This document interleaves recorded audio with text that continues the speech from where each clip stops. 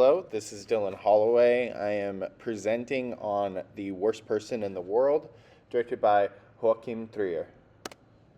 So, a little bit of historical context. This was set sort of after the Me Too movement or in the middle of the Me Too movement. It's a little challenging to exactly precisely set it to a specific time, mostly because the opening of the film gives us sort of an ambiguous timeline of where our character Julie is at in her life.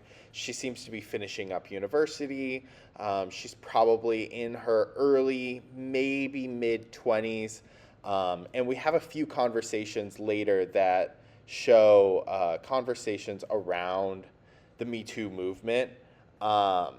And the final look in the film shows us probably something from 2020 to present. And the timeline that takes place within the film could be as short as maybe 6 years, 7 years, or as long as 10, 12, 13 years. So the timeline's a little murky, but it's going to be during this timeline of the Me Too movement, which originated in 2006 by Tarana Burke.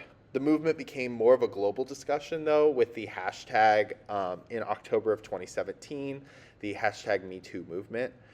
Survivors around the world use the hashtag to share stories and experiences with their sexual assault.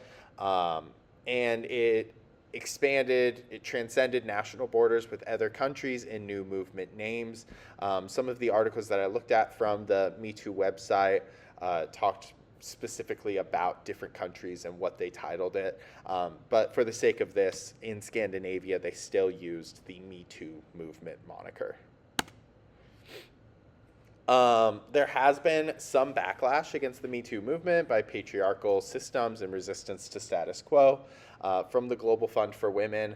I include this context or this quote mostly because there's a conversation in which our character Axel is being interviewed about the creation of his comic book, which was purposefully crude. And this conversation is really important in terms of contextualizing what's going on in the Me Too movement. So as it relates to the Me Too movement in Scandinavian countries are typically known for there being little parity between the sexes, but they weren't exempt from the Me Too movement. Although they top international statistics in equality, well-being, and happiness, politics and the arts were still affected by this Me Too movement. And so our character Julie writes her article later in the film about sexual pleasure as it relates to also this post-Me Too movement, and how there's still power in that pleasure, but it's really talking about like the precision of the issue. So a little background on our filmmaker Joachim Trier, who it's little is found honestly online about Joachim Trier. I see that he was born in Copenhagen, Denmark. He's made 5 feature films, 1 documentary. He has frequent collaborators, his co-writer Eskild Vogt, Jacob Eyre, and actor Anders Danielsen Lee. English language film debut was the film Louder Than Bombs, named after the Smiths album of the same title, and this starred Jesse Eisenberg. He's also known for his contemporary Scandinavian film trends, like character-driven narratives that explore complex emotional relationships. We definitely see these kinds of themes, and I'm going to talk more about some of his specific themes. But really, this story is of Julie as she kind of has this coming of age, this timeline in her life where she's not certain of what she wants. She's comparing herself to other people, and she's kind of identifying what it is that she expects out of life, out of the world, out of relationships with her father, her family, her boyfriends, maybe even a husband one day. And Joachim Trier is known for his realism paired with surreal elements. It's a key foundation of his filmmaking technique. Obviously, we can kind of see this in different moments throughout the film. One of the first moments we might think of the stop, where this is going to be maybe one of the more famous moments in the film. As Julie is getting coffee with Axel, the world kind of stops around her, and she takes this moment to run through the streets of Oslo, and eventually she finds Ivan, who she met earlier at a wedding. And this is kind of that moment where she decides that she can no longer be involved with Axel, that her motive and her relationship has kind of left, and she is fully invested in another person. And so we have this like beautiful moment where the world has completely stopped around them, and both of them are experiencing this timelessness of their relationship right here at the beginnings. We also are going to see some elements during the mushroom trip that she takes with Ivan later in the film. A lot of what he focuses on is human psychology. So what are character motivations? What are their actions? Why are they doing the things that they're doing? And this is a fundamental choice within the film as we examine sort of the psychology of Julie. Although our moniker for the film is the worst person in the world, does she exemplify these characteristics of being the worst person in the world? Is this a self-proclaimed title? Is this a title that's been given to her by someone else? And so I think that the titling of the film is interesting as we sort of examine why she's acting the way that she is, and why we have that specific title name. Themes are going to be common themes for Joachim Trier is identity, family dynamics, and existential crises. So some of his inspirations are Alain Resnais, Nicolas Roeg, and Ingmar Bergman. Two of these filmmakers are people that we have learned about over the course of The Art of the Film. Nicolas Roeg, obviously, is our filmmaker for Walkabout. Ingmar Bergman for Wild Strawberries. Joachim Trier, in an interview, talked specifically about Bergman's use of dreams and showing the naturalistic in everyday life, but also in this heightened reality. So as we look at it through this lens, we can think of Wild Strawberries, where our main character in that film is coming to a recognition about his relationship with his family, with his past traumas, and in what ways he has kind of portrayed these traumas, or has used these traumas to shape him and his relationship with his child, with his daughter-in-law. And we see the same thing in Joachim Trier's Women of the Worst Person in the World.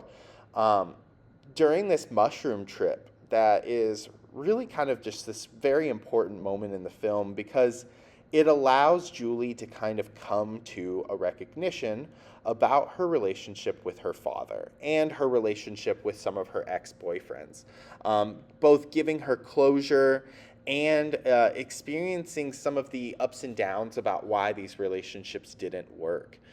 So we still have this very naturalistic element in which it's sort of shrouded by this mushroom trip and all of the things that she's envisioning during this trip, and all of the things that have, the relationships that have kind of gone wrong in her life. He wants to focus on experimentalism. In his interview, he also talked about early 20th century writers like Faulkner, Joyce, Proust, and their influence on him as a writer. Obviously, when we look at Worst Person in the World, we're also going to discuss that this film was nominated for 2 Academy Awards, Best International Feature Film and Best Original Screenplay. So, The Worst Person in the World, the film was written for the actress Renate Reinsve after working with her in one of his previous films. She was primarily known for her work on the stage, and so this was obviously a big opportunity for them. She was heavily involved in the creative process due to the film written by two men, both of them in their 40s, 50s-ish, and writing about a woman in her 20s and 30s. In an interview where Joachim Trier was asked about, how much right does he have, I guess, in crafting a story for a woman in her 20s and 30s?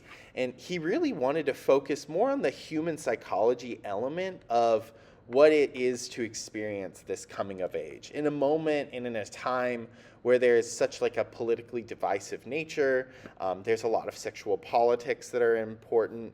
And he talked about how when he was writing this story with his co-writer, Renee Rines was the actor that they were writing for. And because of that, they were able to work with her on the creative process and including her in these conversations on crafting the character. Several moments throughout the film where we have a focus on political movements with the hashtag #MeToo. In one of the chapters of the film, because the film is divided into 12 chapters, a prologue and an epilogue, we have a focus on sexuality based off of an article that Julie's character, or that Julie creates. And I thought this was an interesting quote from Joachim Trier. Sexuality as a joyful thing against a context where we're questioning a lot of important issues surrounding power, transactionality, and relationships. So there's kind of a focus on what they were doing when they were crafting this film. Some of the narrative choices, Joachim Trier calls his cinematic choices messy, jazzy formalism. So I pulled this clip from her mushroom trip.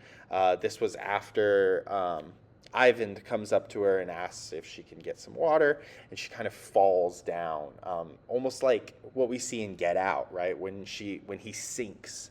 And in this moment, she sinks and she crashes onto this rug that creates this very it's a focus on naturalism, but also on the sort of like dreamlike element, like what we talked about earlier when it comes to Wild Strawberries. And then also our narrative choices, the film is told in fragmentation. Like I said earlier, we have 12 chapters, a prologue and an epilogue. Not traditional story filmmaking. We can see these tropes maybe in Stalker, which was one of our few films that at least was, divided up by a part 1 and a part 2. But it's not a traditional sense that we look at the film. It was almost told with a book-like format as a narrative choice, dividing up her life into these 12 chapters, prologue and an epilogue. We talked earlier about the mushroom trip, the time stoppage. All of these were not only narrative choices, but also cinematic choices that helps the audience make a connection to the character, Julie, and her experiences, and ultimately like her decision-making process and why she's acting the way that she is. It's not interested in this straightforward narrative, plot-driven scenes. There is like an experimentation with form in the film. Some universal themes that we experience in the film, the age difference in her relationship between Julie and Axel is obviously a big point of contention in the film. Julie is approximately 15 years younger than Axel. So we have a discussion around wanting children early in the film, only about 10 minutes in, where Axel wants a child someday, and Julie is just uncertain. She's not certain if she wants a child. She's not certain when she'll be ready for a child. They're with some of his friends who have children. And so it really kind of highlights the different points in life that they're at, despite, both being adults, both being in a loving and caring, committed relationship. But really, Joachim Trier is creating a film about how there can be a great love in your life, but the timing is just never going to be correct. And because of that, the relationship was doomed from the start.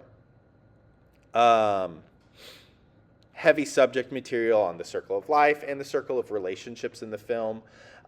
We can see this in a lot of different aspects, right? As Julie is talking to Axel about wanting children, not wanting to get pregnant, Axel dealing with his cancer diagnosis that takes on very quickly. We're not exactly sure yet again of that timeline of from diagnosis to death, but we do know that it was very rapid, the timeline. And then she kind of has this confrontation with him after she learns of her own pregnancy, despite her lack of desire for this. The Ivan says that he has no interest in having children. They both talk about how bringing children into the climate, the environment that the world is in, could be an unsafe choice. And then in the last 10 or 15 minutes, we see Julie what seems to be a miscarriage while she's in the shower, and there is like a moment of a little bit of a dread, but also of almost like relief, which is such an interesting choice, I think, by the filmmaker to really depict that Julie it wasn't the stage that she was at in life, nor maybe she'll never get to that stage in her life. And our epilogue kind of leaves us with this: what happens to Julie? Obviously, we see that she becomes a filmmaker, or she works as a photographer on the set of a film, recording stills. But, why didn't she come to say one last goodbye to Axel? How long did it take for her and Ivan's relationship to end after her miscarriage? What ultimately drove them apart? Was it the death of Axel? Was it the miscarriage? And then she has this moment where she looks out and she sees Ivan, who's in a relationship. He could be married. He has a child. And so their lives were ultimately, yet again, on different paths. And that Trier does a great job throughout the film of never judging the character of Julie for her decisions. Even though the film is titled The Worst Person in the World, there's no judgment on Julie as being a terrible person, which is such an interesting kind of dichotomy in the titling of the film versus the way that the character is depicted on screen. Some interesting music choices, despite the film being Norwegian. Basically, almost the entire soundtrack is not scored, and it's almost all soundtrack of English-speaking songs or American music.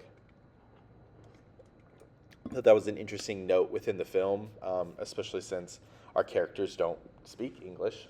They're all Norwegian, and they speak in a different language than English, but all of the music choices matched the English language.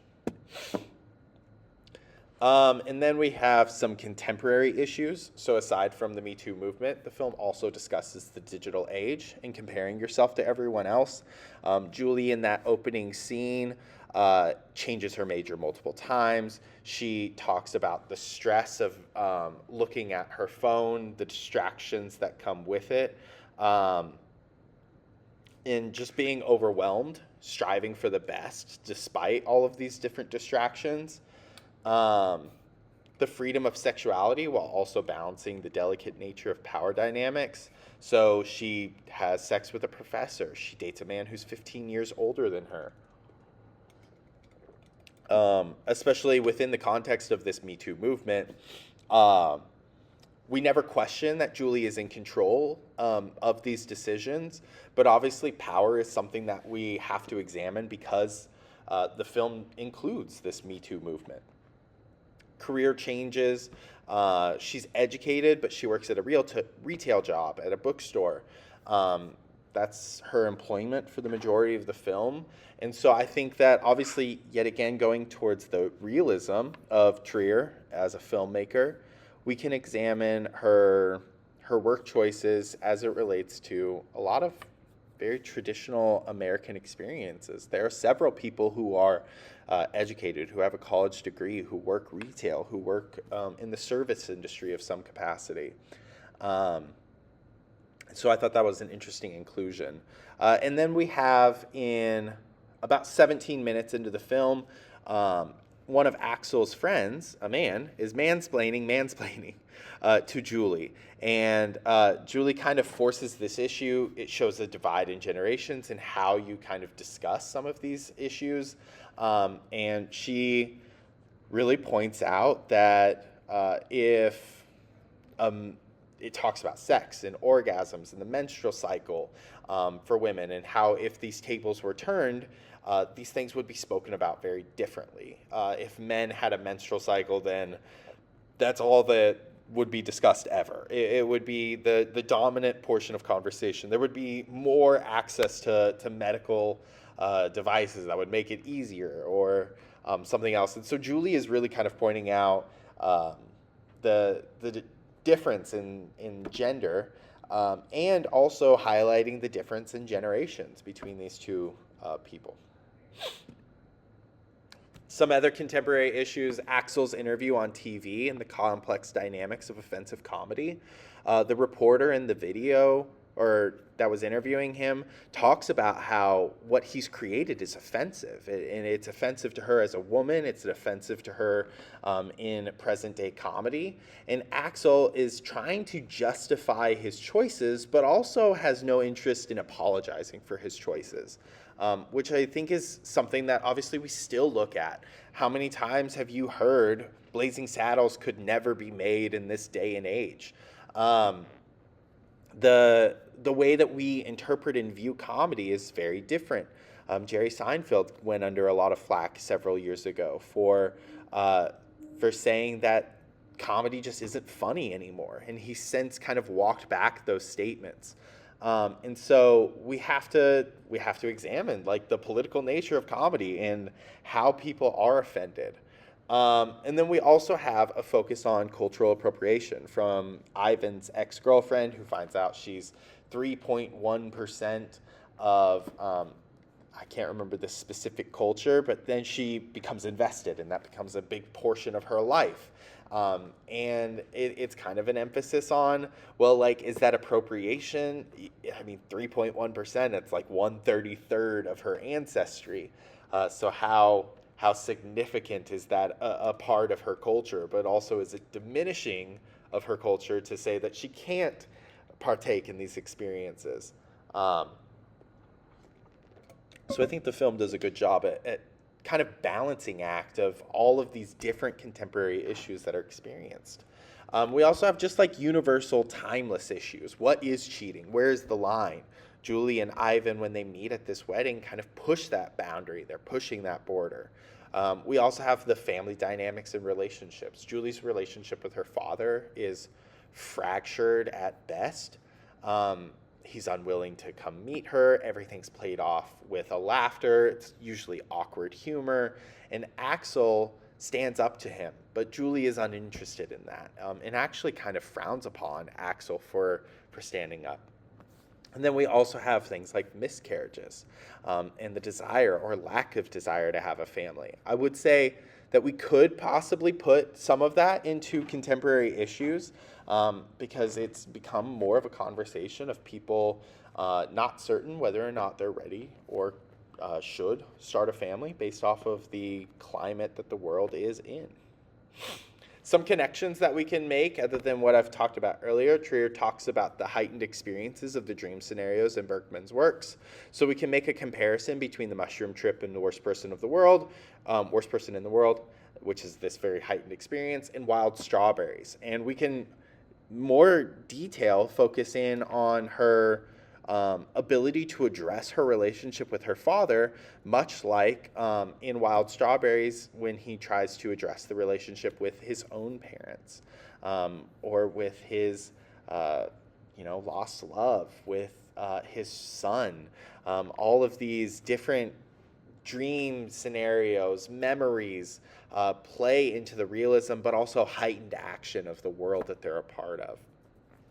And it relates to family dynamics and the healing nature that dreams can have despite their imaginary or created feeling.